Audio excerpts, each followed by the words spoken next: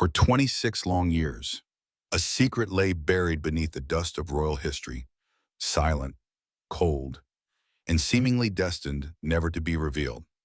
It was not an internal document, nor a legal record.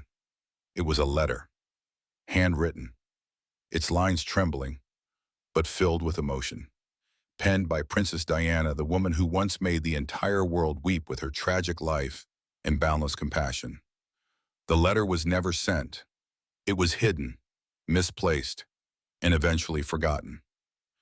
Until one fateful day in 2025, during a routine archival review of historical royal documents, a palace staff member stumbled upon an old, weathered envelope tucked away among hundreds of unnamed files. When it was opened, the blue-inked words emerged like a message from beyond the grave. But what truly shook everyone was not just the content, it was the intended recipient.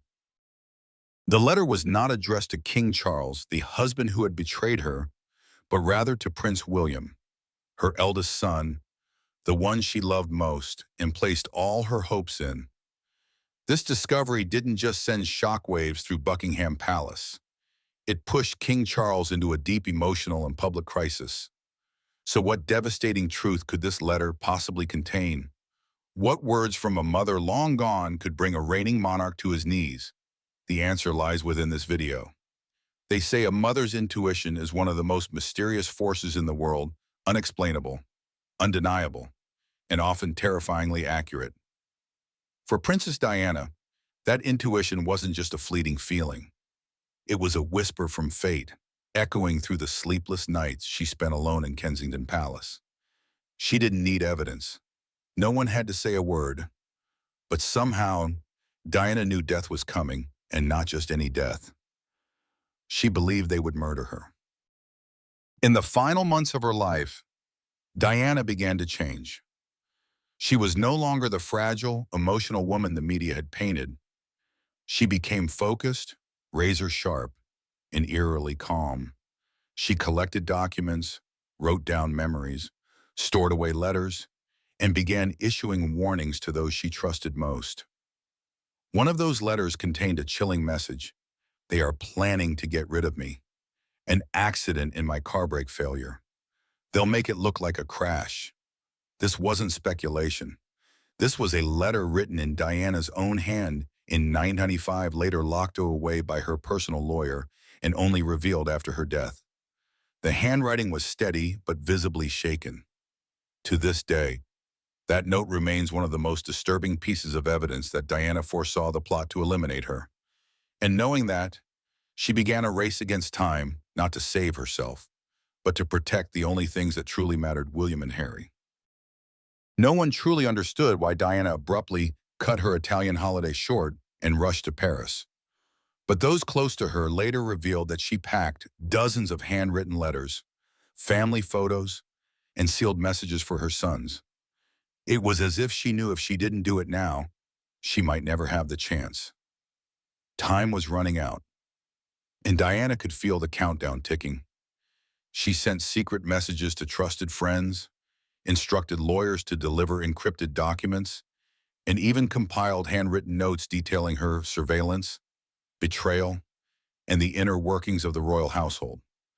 But more than anything else, she focused on one thing and leaving behind something that would let William and Harry know how deeply she loved them. In a voice recording believed to be from July 1997, Diana's voice trembles as she says, "All I hope is that I have enough time to tell my boys how much I love them. That everything I've done, even the mistakes, were for them." She wasn't thinking of revenge. She didn't care about regaining the Princess of Wales title that had been so coldly stripped from her. She didn't dream of restoring her royal role. All she wanted, in her final days, was to ensure her sons would remember her as a mother first, not a scandal, not a symbol. A friend once asked her, "If you knew you were running out of time, what would you do?" Diana replied quietly, "I would write to my children. I would give them a reason to still believe in love, even if the world turns against them." And that is exactly what she did. In the last days of her life, she frantically documented everything from private thoughts to painful memories she'd kept hidden for years. One wooden box, mailed under an alias, contained dozens of small letters. Harry, you are so much like me. But don't let pain turn into hate.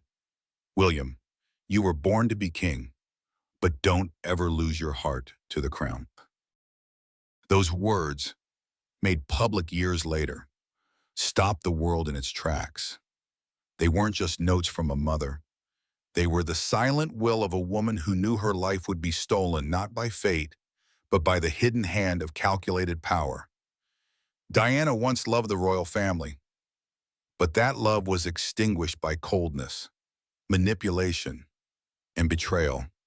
And she knew, after her death, her sons would be next in line not for the throne, but for the scrutiny, the lies, and the silence that had consumed her. That's why she didn't leave behind money or status. What she left behind was truth, grit, and a legacy of love so fierce it defied death. On August 30th, 1997, Diana was seen pacing the halls of the Ritz Hotel in Paris, urgently whispering into a phone, "I don't know if I'll make it back. Keep everything as I've arranged. If something happens, don't let them twist the story." Then came that fateful night. The armored car, the sudden chase. Dozens of paparazzi and mysteriously, not a single police escort. The brakes failed. The driver, later accused of being drunk, had no known history of drinking. The crash was too clean, too convenient, too close to what Diana had written in her 1995 letter. No one heard her final scream in the Alma tunnel, but her last words in her diary were enough to shatter a nation. "If I die, please tell the truth. Not for me, for William and Harry, so they'll know how deeply I love them." And that, more than any conspiracy, any royal scandal, or political power play, is what breaks the heart the most. Diana didn't die because of fate. She may have died because she knew too much and loved too deeply. That letter didn't come out of nowhere.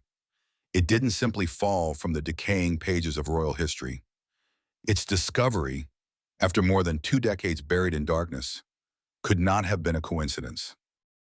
It was fate's exclamation point, a knock from the past, and perhaps the final warning Princess Diana ever left behind, a message that was never sent, but was strategically planted to be found at exactly the moment it was needed most. The origin of the letter remains an unsolved mystery. Some sources within the royal household claim it was discovered in an old, dusty box of documents, locked away in the underground archives of a forgotten wing of Buckingham Palace. But why now? Why would this letter, carrying a truth powerful enough to shake the entire monarchy, suddenly resurface just as the royal family is staggering under the weight of scandals and a dramatic collapse in public trust? Some say it was the act of a palace staffer who had kept silent for nearly 3 decades, someone who owed Diana a sacred promise. This person may have witnessed the years she spent in isolation, betrayal, and abandonment within the very family she had once married into. And this person, seeing King Charles III struggle to cling to the throne amidst a storm of growing public outrage, may have finally decided to break their silence. There is also the possibility that Diana herself had seen all of this coming, that she intentionally left behind clues, embedding messages and directions meant for William, so that at a predetermined point in the future, when the truth had ripened, her son would uncover it all. Perhaps she knew she couldn't fight forever, and instead chose to plant the seeds of justice, seeds that would take nearly 30 years to bloom. A more chilling theory points directly at the heart of the monarchy itself, that the letter was once part of a private collection of confidential royal documents, possibly held back by King Charles or a senior advisor. A letter which, had it been revealed earlier, could have completely destroyed Charles's reputation, especially during the time he was preparing to marry the woman many blame for the collapse of the royal marriage, Camilla. If that is the case, then the letter's leak in 2025 begs the question: who let it slip and why now? Was it an internal purge, a signal from a faction within the royal family that no longer wished to defend a crumbling throne? Or more simply and more fatefully, was this all part of a greater design? Just as Diana once believed that every pain in life carries a reason, it's important to remember that 2025 is no ordinary year. It marks a period when the British monarchy's reputation is at its lowest point in decades. Financial scandals, emotional rifts within the family, and a widening gap between the royals and younger generations have made the institution more fragile than ever before. And it was in this precarious moment that Diana's letter appeared like a final ticking time bomb, like an earthquake shaking the palace that once thought it had buried its ghost for good. The contents of the letter are more than just a mother's tender words to her son. They include warnings, bitter truths about her shattered marriage, and a deep distrust toward those who once stood beside her in the palace. The tone isn't vengeful, but it's terrifyingly precise, and that makes it even more uncomfortable. Diana wrote in a voice that was gentle, but firm. There was no revenge, no hatred, but every word cut deep not just into the image of King Charles, but into the entire machinery of power that once tried to strangle her voice. This letter, once made public or intentionally leaked, would force the royal family to confront a devastating question. What did they do to the woman who once stood as a global symbol of compassion? While its exact origins remain unconfirmed, one thing is beyond doubt. This letter is no mere old scrap of paper. It is living proof that the things the monarchy once tried to hide, to bury, can no longer remain under the dust of time. It is the echo of a past that refuses to fade, and it has reached the right hands at the right time with a force powerful enough to shake an entire regime. Now, the question is no longer who held the letter. The real question is, who was so afraid of it? They kept it hidden for 26 years. And why was it allowed to surface at the very moment the monarchy is most vulnerable? Perhaps it was an act of quiet rebellion from within. Perhaps it was the return of a truth that could no longer be suppressed. But whatever the reason, it is now too late to stop it. Because when Diana speaks from beyond the grave, all of Britain has no choice but to listen. According to anonymous internal sources, those who once had access to confidential royal documents or worked closely with Princess Diana, the letter wasn't merely a gentle note from a mother to her son. It was a piercing warning, rich with foresight and filled with unspoken fears that Diana never had the chance to voice while alive. The letter was written with deep maternal love, but woven between its lines was a current of intense anxiety, as though she sensed that something dark was looming and that her son needed to be ready for it. Diana didn't shy away. She addressed her deepest fears head on, and among them, one name echoed again and again: Charles. Not just the husband who had betrayed her, but now, the man who would ascend the throne. Diana doubted Charles's ability to lead, not only as a father, but as a sovereign. According to her writing, she feared that Charles would prioritize image and ambition over responsibility both to his family and to the country. But what worried her even more was the shadow behind Charles. Camilla, the woman once scorned as the other woman, and now recognized as queen. In the letter, Diana did not speak of Camilla with contempt. But through every word, one could clearly feel her profound unease about this woman. Diana wrote that no matter how many titles Camilla might wear, she would never truly capture the hearts of the people. She warned that Camilla's presence on the throne would form a crack in the monarchy that could never be repaired, weakening not just the royal family but the very unity William would be forced to inherit. And once the public's heart turns away from the monarchy, the crown would become an empty symbol, nothing more than a hollow name. When it came to William, Diane expressed a different kind of fear, a fear rooted in deeply personal understanding. She knew her son well. She knew William wasn't born to be a puppet of tradition or a decorative emblem for an ancient institution. In the letter, she wrote that William would be forced to become a figure that did not reflect his true self, that the palace would mold him into a rigid archetype, a cold, distant king, bound by outdated customs rather than a modern, compassionate leader. Diana feared William would lose the part of himself that made him human. Worse, she feared that to preserve William's image, the royal family would not hesitate to sacrifice Harry, her younger son, whom she loved just as fiercely. In the letter, she made it chillingly clear They won't let you both shine. One must become the symbol. The other will have to step back or disappear. It was not a threat. It was a prophecy. And that prophecy has come to pass.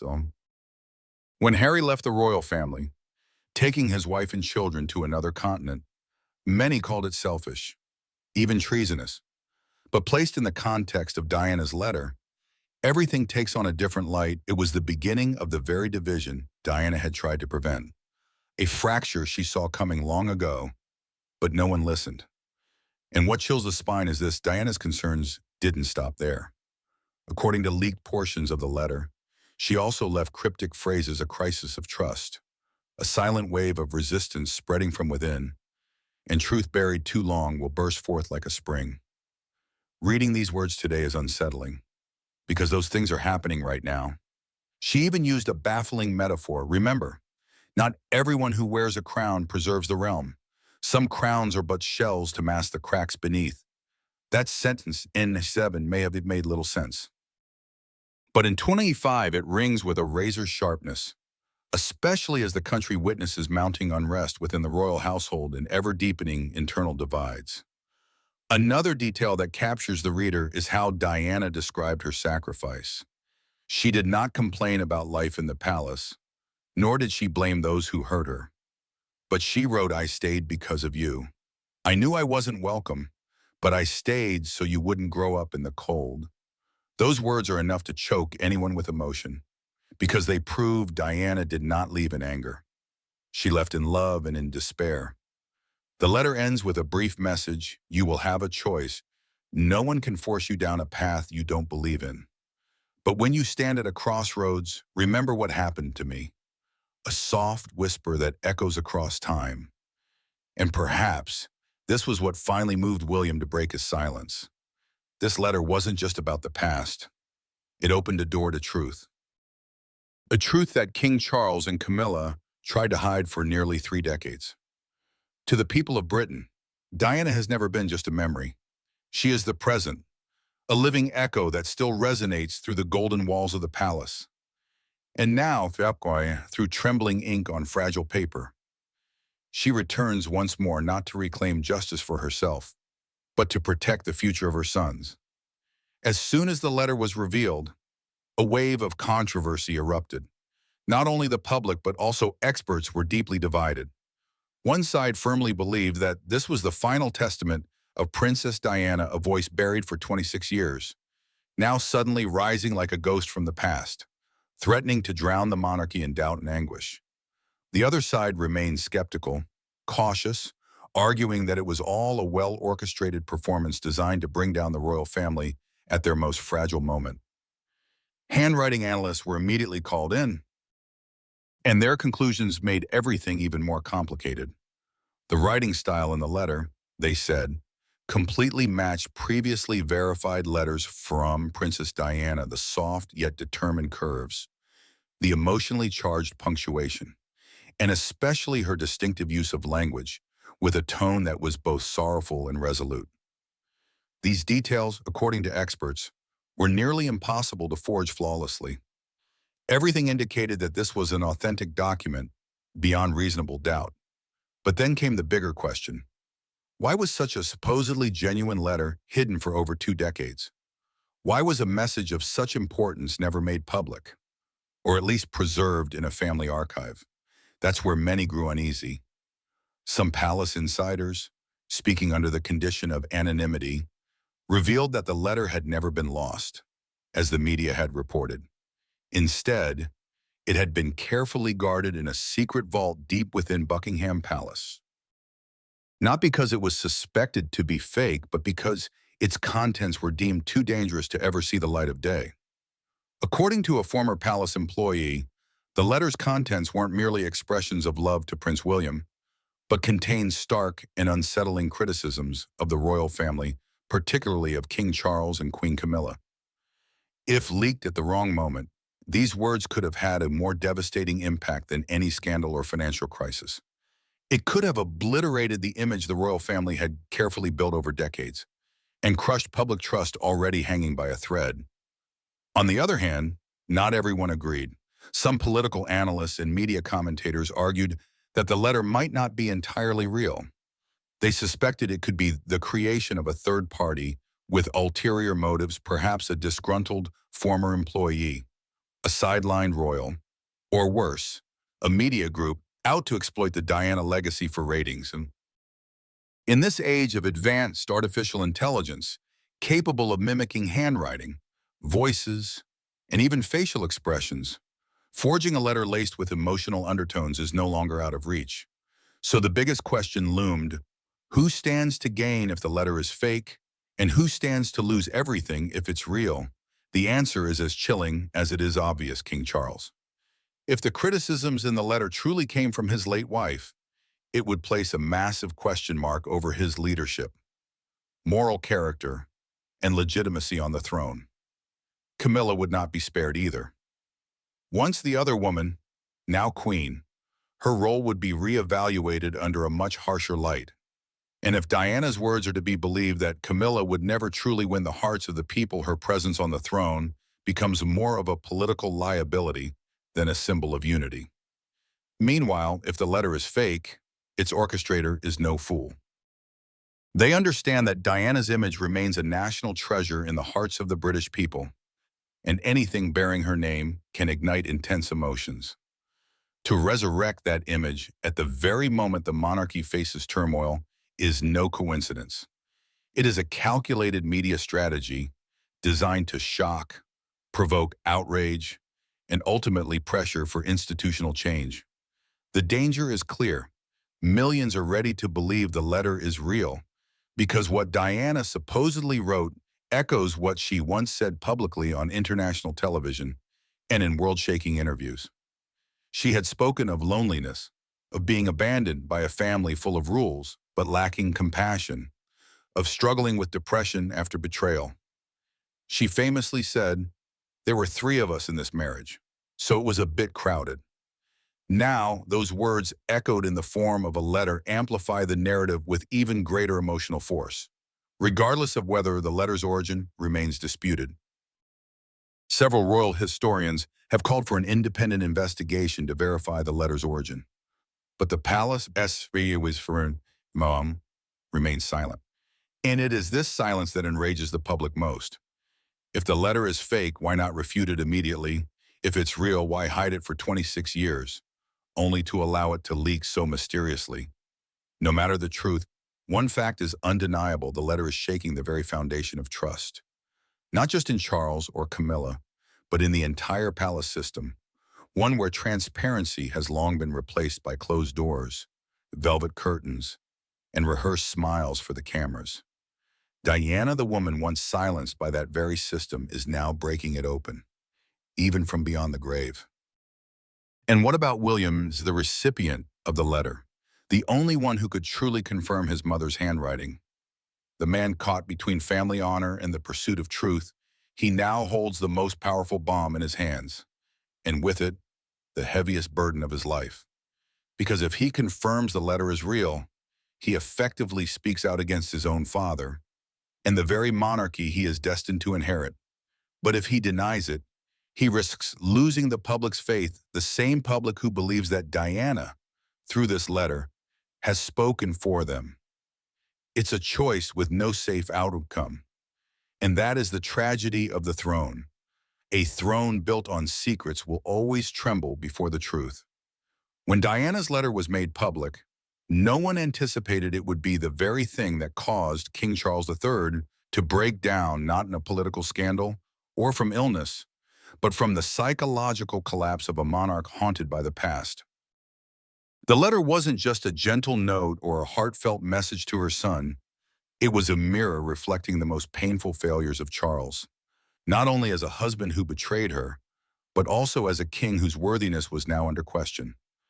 According to insiders at the palace, King Charles reacted with visible distress upon learning of the letter's existence and content. He became noticeably withdrawn, canceling several scheduled diplomatic engagements and locking himself in his private quarters for days. It was said that he reread the letter obsessively, prompting royal advisors to take turns watching over him for fear of a mental breakdown. Because more than anyone, Charles understood that what was being unearthed wasn't just history, it was a verdict on the man he truly was. The words Diana wrote to William, though loving and sincere, carried sharp, piercing truths. They struck at Charles's most vulnerable points, his relationship with Camilla and his leadership.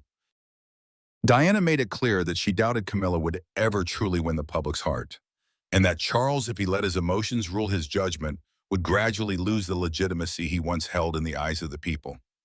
And ironically, that is exactly what is happening now. Since Camilla was crowned queen, public opinion has remained divided. Many still see her as the other woman who caused the downfall of the most iconic royal marriage of the 20th century. Despite her efforts to build a favorable public image through charity work and royal engagements, Camilla has never been able to escape Diana's towering shadow. And now, this letter acts as a blade twisting in an old wound. It turns the whispers into evidence, rumors into painful truth, and Charles can no longer deny it. The royal household has opted for absolute silence. No official statements, no denials, not even an attempt to soften public outrage. That silence has only poured fuel on the fire, further enraging the public. They feel deceived, excluded, treated like outsiders in a royal drama they've supported for generations.